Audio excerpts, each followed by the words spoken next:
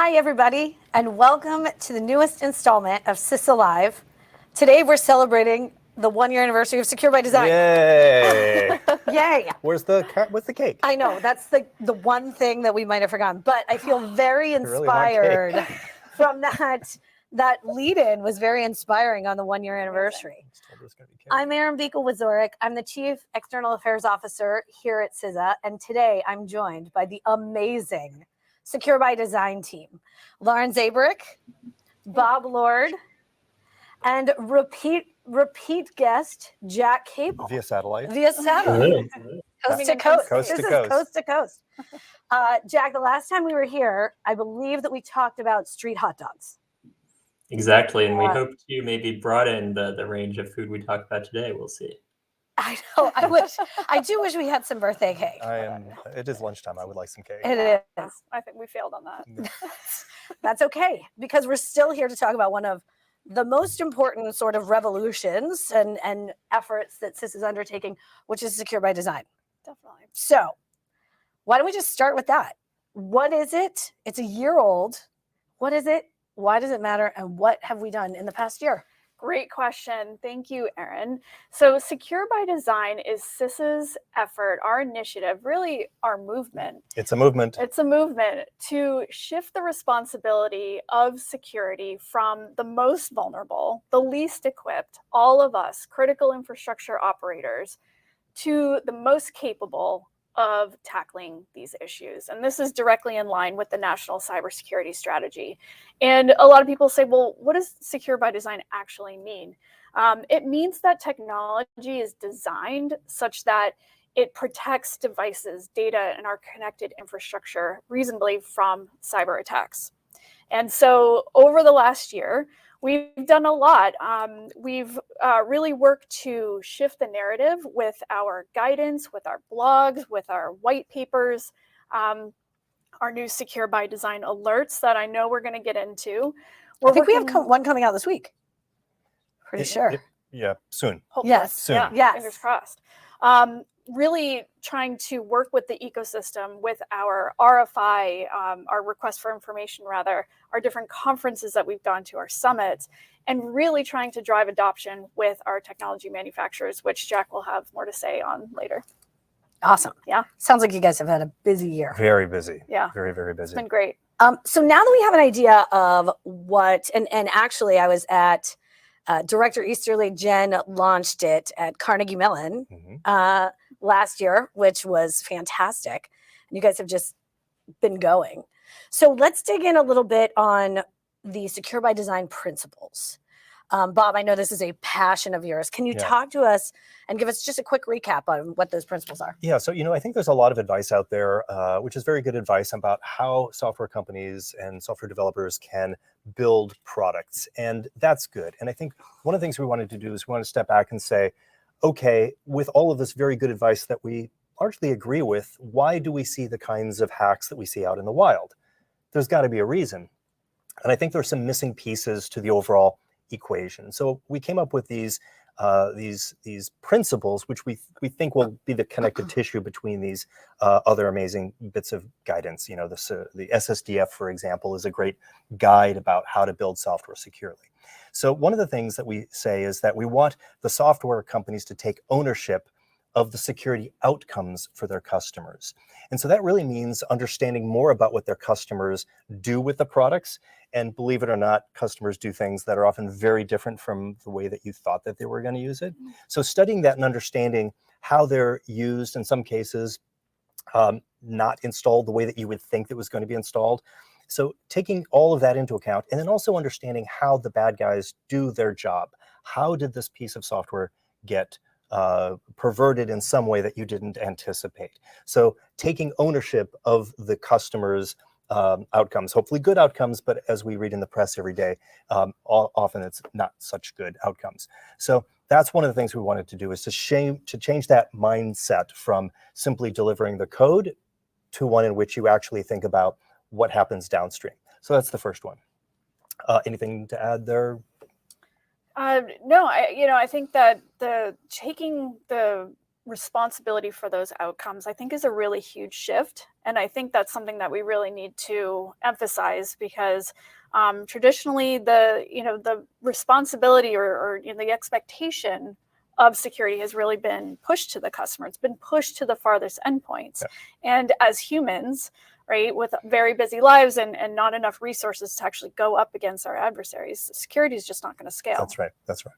And so the second is to really think about the transparency that we have. So we really want organizations not just to think about being transparent, but radical transparency. And what we mean by that is the sort of transparency that will be very uncomfortable today when you start to explain how you're building products and how you're thinking about the security of your products and thereby your customers, but radical transparency that'll be uncomfortable today, but I think in 5 years will seem rather modest. In other words, once everybody starts publishing this kind of information, I think we'll start to see that it's not as uncomfortable as you would think. What kind of information are you talking about when you talk about radical transparency? Give us an idea. Yeah, so one thing I'll mention at the top is that this is an industry unburdened by facts and statistics. And when we do have facts and statistics, they're somewhat questionable. And so in some ways, we don't really know what good looks like. And so one example that we talk about all the time is that there's this thing which is a CVE. So this is a vulnerability record of a particular coding error, piece of software that is defective in some way. And so there's a CVE record that describes this particular problem. And so one of the things that we noticed when we look at these is that some of the fields within this record aren't always fully populated. And one of those is called the CWE, which is the common weakness enumeration. These things just kind of, roll off the tongue. They do. They do. And so we really want the software companies to think about what class of coding error created this weakness. What kind of defect is this? And we want them to do that because we want them to start thinking about classes of vulnerability, and we want to have them explain to the world what is happening. Now, in some cases, it's going to be the case that an individual software company can self-heal. Once they get introspective about these classes, they can self-heal. And in other cases, it's going to require an all-of-industry change. And so we really need to have that information. So we really need the transparency around things like CVEs and the CWE weakness records, so we can all understand what's going on. And goal for next year, for our second anniversary, our second birthday, is to get class of vulnerability into the dictionary, the word of the year. Oh, word of the year, Yeah. class of vulnerability. All right, we can work on that. That- If everybody I love it. watching actually votes, We're- we can do this. Go ahead, Jack. I'm gonna write this down. Jack. I think he was just agreeing. Oh, he was just agreeing. Okay. Well, we love And, that. and then the third is the third principle is really to think about the ways in which organizations structure their activities. So this will come as a huge surprise to everybody, but whether you're a defender or whether you're an application security engineer building software, you're not always empowered to do the things that you know you need to do. And you know that these things are going to become problems later. And sometimes you just can't get the right executive attention. And so rather than to say, hey, lobby better for security, we think that the order should come from the top. And so we want the organizations to have not just sponsors, but leaders who direct the teams to build products that are secure by design. So we shouldn't have to be negotiating from the bottom about how to change these processes. We want organizational leaders who can actually reallocate resources within the organization to make things aligned with those goals. Yeah, we want it to be a stated business goal, right? It's from the top. The business leaders say this is an actual priority for us, and as Bob said, really allocating the resources, time, financial, and organizational. I think you bring up an excellent point in terms of, I think sometimes leadership in organizations across the board maybe don't understand how much power they actually have to move the needle on this, because the power, kind of like the power of the purse is it shapes the market. That's right. Secure by design really can't be delegated. It's not just a technical thing to be delegated to technical people. It's a business strategy imperative. It's whole of business, That's really, right? Whole of organization. Intentional choices made. Boom. Absolutely. Very good. I thought I was going to get a little bit of the count there. Oh, one principle. Two secure by design principles. Okay. So here's the thing. This is what I was thinking. So we have had some really great conversations, but for this, I thought we might try something different if you all are open to it. And Jack, if you're open to it. We've been talking about secure by design for a year. The concept's not new, but it's like time to put rubber to the road right here and make it happen. You all here get feedback on a regular basis. Some of it's true, some of it's not. Thoughts on secure by design.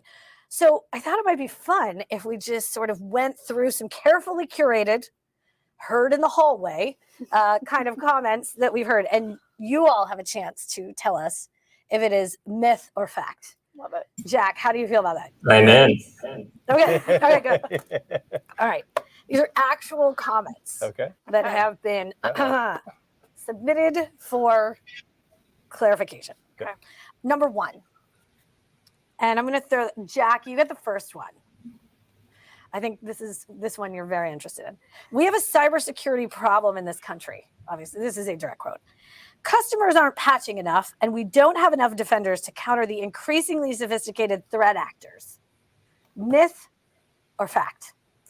This is something we hear quite often, and as with many of these that I imagine we'll get into, of course, it's based in a true fact that, I mean, clearly we have a cybersecurity problem today, whether evidenced by increasing ransomware attacks or nation-state adversaries. Our nation is increasingly under threat from cyber criminals or other threat actors. But what we really want to do with Secure by Design is to get to the root cause of this issue. And the reality is that we have a software insecurity problem. We have really these software defects that are quite common. They belong to known classes of vulnerabilities, which I think we'll get into a bit later today.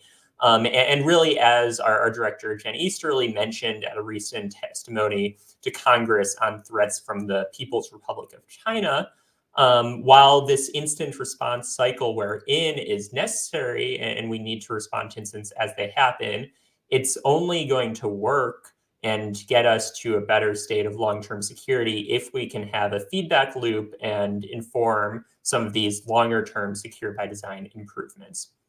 So what this really signals is that it's time for the software industry to undergo a transformation. We can't continue to be placing the blame on customers. And this is not dissimilar for people who have studied some other industries. For instance, we think a lot about the auto industry. Here in frame, Ralph Nader's unsafe at any speed. I love a good prop. So good. Exactly. So good. And what Nader laid out was this kind of response to the common wisdom at the time that was bad drivers, the so-called nut behind the wheel, who were responsible for crashes. But over time, we were able to see that manufacturers of cars could actually build better safety into their vehicles, taking ownership of those safety outcomes for their customers. So one thing we often say at CISA is that we need more secure products, not more security products. Really, we need to think about how we can encourage and work with every technology manufacturer to build security into their products from the start. And this is an area we're tackling in many different angles. For instance, I talk a lot about the aspect of the cybersecurity workforce that too often goes unnoticed, which is all of these software developers who are building these products that we all rely upon. I myself studied computer science and was never required to take a security course. I did so because I was interested, but not everyone did. And this is all too common across the country. So we want to see how we can really encourage the software developer workforce working with companies to better understand basic security, and of course, continue to work with technology manufacturers to really drive home this transformation. Lauren, do you want to say the phrase? Oh, yes. Thank you. Yeah, there are many phrases, but I think you know the one. Yes. So we have been, we got this from a podcast called the 99% Invisible, and the episode itself was the nut behind the wheel. And I'm not sure if this was an actual direct quote or something that we just sort of pulled from the lessons from that podcast. But it's this idea that we could not develop a safer car until we could believe in the idea of a safer car. And that's what we are asking with technology. Let's all believe in the idea that we can have safer technology for our citizens, for users, for our families, our children, et cetera, for America. Yeah, and we have some existence proofs that some products are safer than others, so it's not like we're just making this up. We actually want to highlight the people who are doing the good work, radical transparency. I talk to companies on a regular basis, and they tell us things that they're doing. We say, this is great, could you please tell the world, because people don't know. Right. They literally don't know how to make this more safe, and you do, so please tell people.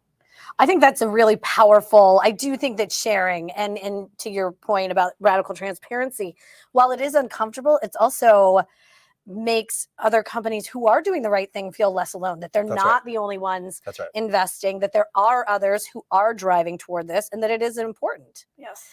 I kind of love what Jack said about more secure products, not more security products, because that's kind of where we need to be driving. Right. For sure. I also thought it was interesting when he talks about the whole idea. We had talked about the fact that secure by design for companies and organizations needed to be a whole of organization. Right. But the secure by design movement has so many layers to include the development and training of the next generation of the workforce, and building that security into how they are preparing for future innovation. It's really important. Okay, Bob, you ready? Oh, myth number 2. The hot seat. Uh-oh. It's not really. Okay. All right. Principle number 1. Yeah. Remind us what principle number 1 is. To take ownership of the security outcomes of your customers. Did I get it right? You did. Okay. Because it seems to place the entire, that was like right on the spot. Principle number 1 seems to place the entire security burden on the manufacturer. You should really be talking about shared responsibility, though. Okay. Myth or fact? Well, I'll explain it, and then you can help me decide if it's myth or fact. Okay. So it is true. Like, go back to the automotive example. So even though we always want the cars to be safer every year, you can't just be reckless. You have to, as a driver, you have to take some amount of responsibility for your behavior in operating the vehicle. And so it is absolutely true. Having said that, we're kind of on the opposite end of the spectrum of where we need to be. And so what we're doing is trying to reframe the conversation so that people start to say, well, actually, if I really was taking more ownership, I would probably change the UI. I would change the way the product worked. I would build in a sensor to detect when things are not going right.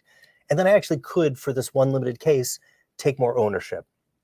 And then have them do that again and again and again. And of course, especially with systems that you're integrating with other third-party systems, there are actual practical limits to how secure you can guarantee the entire system is going to be. And yet, I think we haven't really explored the entire space. And so what we're trying to do is get people into the mindset of not just moving a little bit towards the other end of the spectrum, but to make a huge jump. And I'm confident that companies can do this. Individuals, open source developers, absolutely confident that they can do this. We've already seen examples of this. Yeah, I would just add that I think the idea that you just stated, Bob, that I think there's some misconception that we are saying we want all the responsibility onto the manufacturer. Yeah. But when you look at that spectrum, as you're saying, we're actually way over here, and we're just trying to we're trying to move to the other end of the spectrum. Yeah. Yeah, and I'll give one example of where this shift in responsibility is really important and timely given some recent events, and that's in the open source community, where I'm sure many are familiar with the compromise of the XZ utils package, which was a pretty widely used open source package where over the course of several years, some adversary managed to get access and insert a backdoor into that package, which could have put really millions of computers at risk. Fortunately, it was caught before it could do much harm. And one of the areas that we are really emphasizing when it comes to secure by design is that every technology manufacturer needs to Again, really be responsible consumers of the open source software they're using, as well as being sustainable contributors back to that open source software. Because what we saw with XZ was a case of maintainer burnout, where the maintainer wasn't getting the support that he needed because the companies, the millions of companies around the world that relied on it weren't doing their part. So we call on every company to really think about how they can be actively contributing back, whether through employee time or financially, to help sustain the global open source ecosystem, which really is a public good we all rely on. It's a great example. It's like High School Musical. We're all in this together. I never saw it. Right? Don't know. What? Lost reference. It's very hard for me to not think of that when I think Lost on us. when I think of everybody coming together. Bob, when we go out to RSA, Yeah. this is going to be like required viewing. Good Lord. Okay. We'll have a right. viewing party All right. I trust you. at the CISA booth trust at you. RSA. I trust It'll you. be great. I trust you. Okay. Next one, LZ Europe. All right. This one we hear this a lot, actually. Okay. Secure by design software will cost more. Mm-hmm. I'm really glad actually that this question came in, because the idea that this is not just a technological issue, that it's an economics issue, is so important. Because I think a lot of people do think, well, isn't it just really hard to make software? But truly, in order to fix things, we do have to recognize that there are some very strong economic forces behind the issue. And I think that it's very natural for businesses to think about, what are the costs? What will the cost be to my company if I'm going to make these sorts of investments? Okay, so let's just lean into that a little bit. I would ask companies and people to consider two things. So first, let's look at the big picture, the full picture of these costs, because I think that mindset really isn't taking into account where we truly are. As we were talking about, where the burden is really, primarily on the customer. As Jack said, we think there should be more secure products rather than security products, right? We've been, customers buy a lot of security products to compensate for the lack of security in the products that they do have. And so these customers are truly bearing these costs, both left and right of boom, as we say, and the hard costs and the soft costs. So things like, general counsel, or having to pay, for patching, or, incident response, things like that. That's a lot of money. And I think, to be honest with you, a lot of those costs really go unrecorded, in sort of the big picture here. So as we think of that, think about also the costs that customers are paying as well. The second thing I would ask people to consider is, yes, I think there will be some upfront costs, some upfront investment in new things in your business. I think that's to be expected. But also think about the cost of actually patching individually, right? Looking at each product and doing those individual recalls. How much does it cost to pull developers off the line and say, we need to fix this right now? So I think there's a lot of sort of reframing and rebalancing going on. Bob, do you have anything to add? I mean, I think that's exactly right. So the question is, who's going to pay for this? If we're going to propose a transformation, it will have some cost. The airbags in your cars cost some amount of money. The supercomputers that are used to compute the crumple zones for your car so that it absorbs the energy of a crash and not your body, that costs something. So there's no doubt that this is partially, you're the economist here, exclusively an economics issue. And I think that's very true. But we do have to say who's paying for it today. And what we're seeing is exactly what you said. Both left and right of boom, defenders are trying to figure out how to pay for those hard and soft costs. They have to write checks for all the security tools, the hardening guides that they have to deploy. They have to do that at their own time and expense. Who's paying for that? And then, and I really want to drill down on the other thing that you said, which is that the software companies are whose products have these defects, the issue is, what is it that costs them? When you said pulling an engineer off of whatever else that they're doing to fix this bug, it's not just them, because it's also going to be the QA people. There's a whole process. The larger the company, the more complicated the process. And so all of that costs time and money. And if you want to have the sales team notified of something to tell their customers, well, that's got to go through the comms team. It's got to go through the legal team. So these things can be very expensive. And the fact that those are well-oiled machines is not something to really be proud of. So we really want them to think about classes of vulnerability and what is that cost per CVE? What does every defect cost the engineering teams and the product teams? And we suspect that there's money being left on the table. So that may not fully account for all the changes in Secure by Design, but we do think that we have to step back, exactly what you said, step back and really think about all of the costs. Yeah, and that's a really important point there with looking at those costs. I don't think that we're doing that enough right now and really recording each of those and for a true holistic understanding. Go ahead, Jack. Yeah. There's also an argument to be made that security can, in some ways, be a side benefit of broader quality improvements to code. We've seen many companies successfully do this, where they, for instance, eliminate entire class of vulnerability, whether it's, say, memory safety vulnerabilities, which I think we'll get into a bit, or other sorts of systemic defects across their products. And by doing this, not only are they making it harder for attackers to exploit their products, but they're also making their products have fewer bugs overall. They're making it so they have to spend less time debugging. They have to invest fewer resources there. So what we're seeing is that modern software development is quite often synonymous with better security. And companies can reap the benefits of both greater security, but also greater quality, and better use their developers' time, have fewer bugs, and offer a higher quality product on the market. Yeah. Well said. Yeah, I mean, I did have a question though. Checks. Do you think all of our viewers know what checks are? I'm just kidding. Checks? Yeah, writing checks. Just I was actually going to say, I mean, I didn't say trade in trinkets or beads or something like that. I mean, I think they've seen movies. Like when and with I do this, rotary telephones. exactly.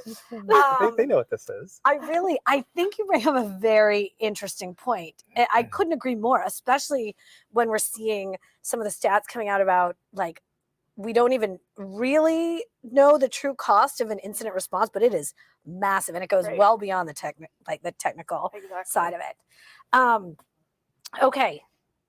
How do we feel about continuing a couple more? Let's do it. Or do we want to, we do have one audience question. Either way. Okay. Why don't we break from the myth versus fact? And we have a question from the audience. While Secure by Design principles are solid, the manufacturer has limited consequences when bad code is released. How can this be changed? So this is a joke that nobody will get, but you're soaking in it. Did you get it? No. No? This is a 70s commercial.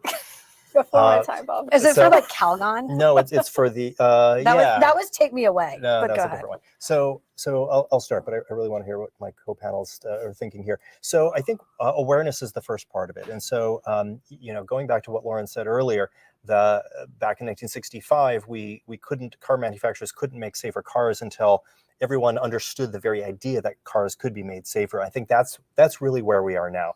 And so, I think the fact that we're only celebrating the first birthday, but we've already seen just tremendous conversation among defenders and software companies and the entire cybersecurity industry and the software industry is a testament to that. So the first part is literally having the conversation so that we can figure out what good looks like. The principles are all a part of that.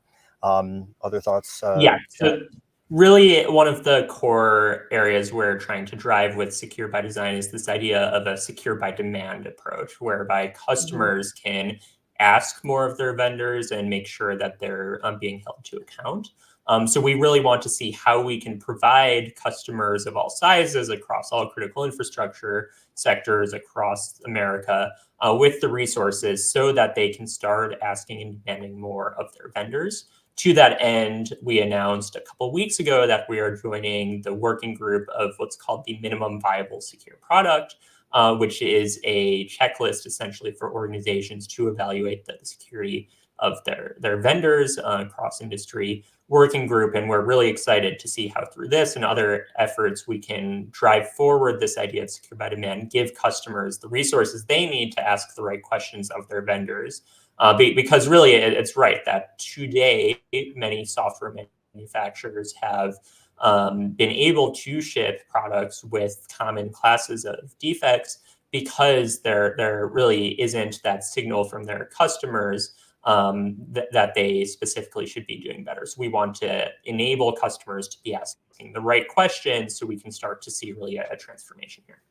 Yeah, so that's exactly right. So if every customer started demanding products that were secure by design and they asked for the things that were truly going to help them defend and not be subject to all of these vulnerabilities, the problem would just kind of work itself out.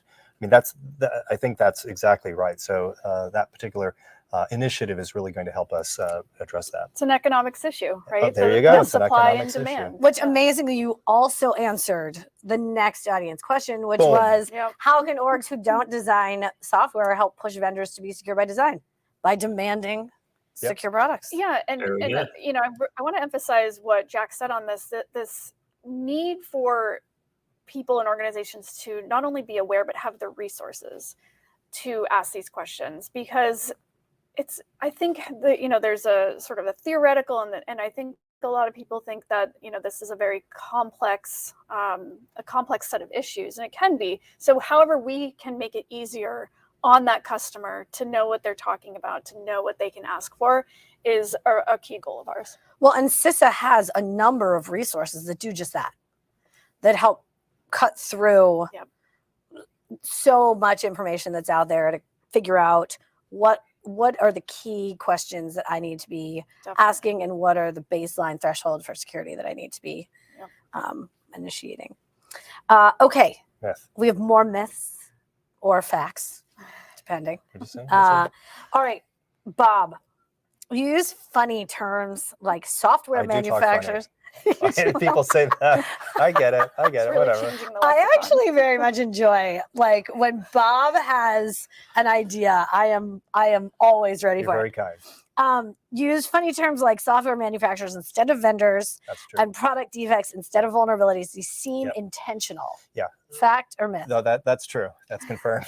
That is confirmed. So you know, back to like helping change the conversation. I think a lot of the words that we tend to use are embedded with mental models, and sometimes they're embedded with the wrong mental models. And so when we think about things like the organizations that create the software, we often call them vendors, but like that's such a huge term. Universe, like, you know, we're not just talking about hot dog vendors, but like, you know, if you go buy a product from a reseller, that's a vendor. So they may sell, you know, lots of different products, and you buy from them rather than from the actual software company. That's a vendor. A managed service provider is a vendor. An MSSP is a vendor. So like, but we don't mean any of those.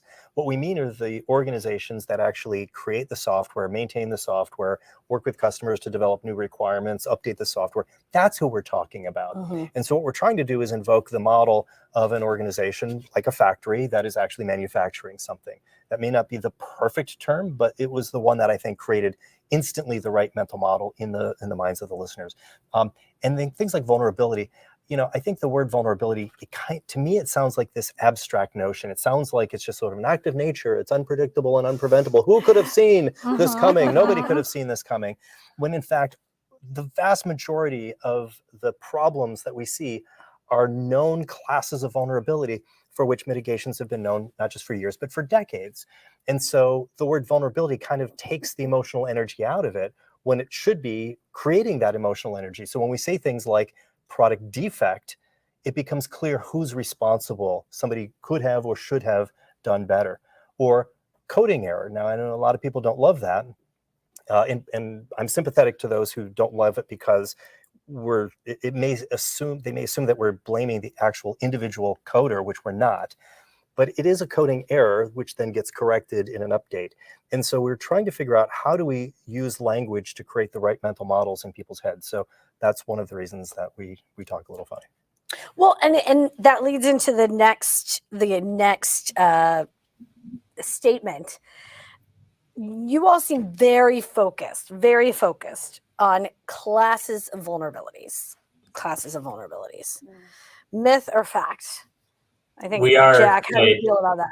We're quite obsessed with that term, and as Yeah, Lauren mentioned, yeah, it's going to be the I word don't of the wanna use year. word obsessed because Just do it. you know, Just- but it's- yes, it is what- yes. it is Yes, what it is. we are. Me So and and really, Donna and Lauren have a T-shirt that Yeah. says "Class of Vulnerabilities." That would be a good like college kind of shirt. Oh, yeah. Yeah, Yeah. I like that.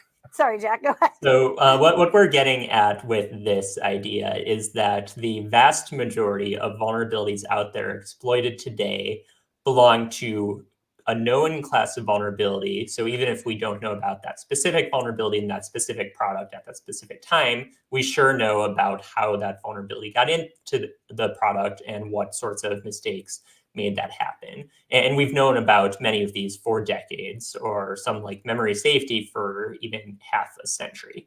And not only that, but we've known how to eliminate these at scale for several decades as well. And Bob talks a lot about the term zero-day vulnerability, for instance, which we kind of mysticize and think, oh, it's a 0-day. We couldn't possibly have known this vulnerability was in this product. And while it's true that we didn't know about that specific instance, what we really want to shift the conversation towards is why couldn't this class of vulnerability been prevented in the first place? And this is what led us to launch our Secure by Design alert series that Lauren mentioned. And this series really gets into when there is a vulnerability or exploitation in the news. We talk a lot about what the victims did wrong. We might talk about what the adversaries did right, but far too little do we talk about what the manufacturers could have done to prevent these vulnerabilities in the first place. And just to give a few examples, one is memory safety vulnerabilities, which we issued a white paper on back in December around how companies can put out a memory safe roadmap. And for those unfamiliar, what a memory safety vulnerability is you can think about it a bit like bowling without the bumpers, where we have these languages, C and C++ are the most common, that are inherently unsafe, and that they allow developers to essentially have full control over how they manage memory in a computer. And while this can be very powerful, it can also be very dangerous and has led to some of the most dangerous vulnerabilities and exploits of all time. So really what we urge companies to do is adopt a memory safe language, which makes it so developers really can't mess up. With some exceptions, in many cases, they're able to vastly reduce the prevalence of memory safety vulnerabilities in their products. And then just one other example, SQL injection vulnerability. SQL structured query language is how developers interface with their database, and was responsible for some of the kind of most damaging ransomware attacks that happened last year. I just published a piece in the Harvard Business Review diving into this. But again, this is a preventable class of vulnerability that we've known about and known how to prevent at scale for over 20 years. So really what we are urging technology manufacturers to do is to start thinking about the risks posed by these common classes of vulnerabilities, not just individual vulnerabilities, the level of effort that's needed to address them, and to start affecting these changes across their products to benefit us all. And I think it's hard to top that, because that is the heart of the issue. And I love that you could see our Secure by Design alerts on our Secure by Design webpage. Check them out. CISA.gov/secure by design. Backslash. Don't say backslash. What should I have said? Slash. Oh, okay. Well, for next time. Next time. I'm going to take some intentional language lessons with Bob Lord and make sure that, I don't make these missteps in the future. We're going to make everything better. Okay. This one I really, really want to dig into. And this is number 6. Okay. Lauren, I'm sending this your way. Will never be 100% secure. And even trying will stifle innovation. That's a great question. I think, again, one of those sort of grounded in sort of fact, although with a caveat. So first, I don't think we will be 100% secure, at least not in my lifetime. Maybe Jack's. I don't know. Hashtag old. Bold. Bold. But no, we can be safer. And it's because of this, idea that if we can do the things that we're asking companies to do, some very, I'll say, simple, right? Not necessarily easy, but simple ideas like ensuring multi-factor authentication is enabled and that customers are adopting that, preventing entire classes of vulnerability, enabling customers to identify intrusions into their networks, those sorts of things. It makes it harder for attackers to actually exploit the software, and therefore it raises the cost and it makes us safer. And so, but on the idea that, it'll stifle innovation, like we're not. Yeah, that's the one. I wanted to get to that because that is a fear, but we don't think that. I don't think that. I think that we can innovate on security, right?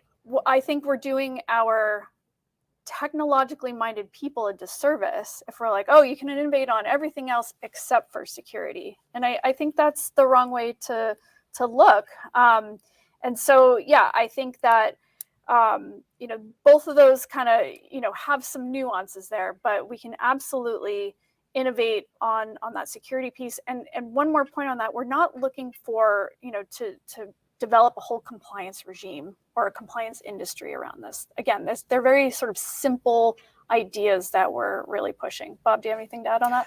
I think that's exactly right. Have faith in the engineering teams and the product teams to actually deliver something that's secure by design. I think we are all ready to be impressed at where they are going to innovate. Okay, last one. And we're going to, Bob, you might remember this. We're getting the gong. Okay. I do remember this.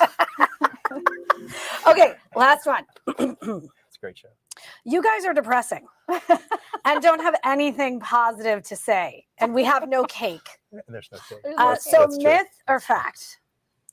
So, people say that a lot, but the reality is we're actually quite fun people. We read books like Unsafe at Any Speed. We talk a lot about security, but the reality is that there's a lot of security wins over the past few years that we really should be celebrating. So if we think about the fact that now we don't even really have to think about HTTPS, seeing that little lock in the browser, because that's enabled across basically every website we use. That is a massive win and something that even a decade ago, we were still struggling to achieve. There have been real wins there. We now have great ways of doing phishing-resistant multi-factor authentication in a way that we know prevents the vast, vast majority of phishing attacks, one of the most common attack vectors.